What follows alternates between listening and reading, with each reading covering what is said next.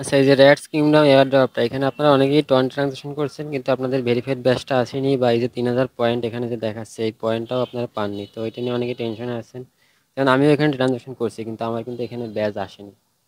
তো এরা এটা নিয়ে একটা সমাধান দিয়েছে, তাদের যে অ্যানাউন্সমেন্ট গ্রুপ আসে সেখানে বলছে হচ্ছে এই যে এই প্রবলেমটা যে ফেস হচ্ছে আমাদের, এটা তারা হচ্ছে লক্ষ্য করছে, দ্রুত তারা হচ্ছে একটা বট দিবে যেখানে আমরা হয়তো মেসেজ করতে পারবো বা ওরকম কিছু একটা করতে পারবো, মানে সাপোর্ট বট দিবে, ওইখানে আমরা কথা বলবো, কথা বলার পর হচ্ছে তারা এটা সমাধান করে দেবে আর কি।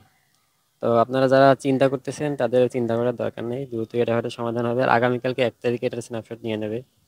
তো যা এরপরে হয়তো করলে ওইটা আর কাজ হবে না, স্ন্যাপশটের আগেই করতে হবে। আর যারা একবার বা দুইবার, মানে একবারের অধিক যারা ট্রানজাকশন করছেন তাদের হয়তো তেমন লাভ হবে না, কারণ অনেকে দেখা যাচ্ছে দুইবার তিনবার ট্রানজাকশন করে ফেলছেন হয় না দেখে।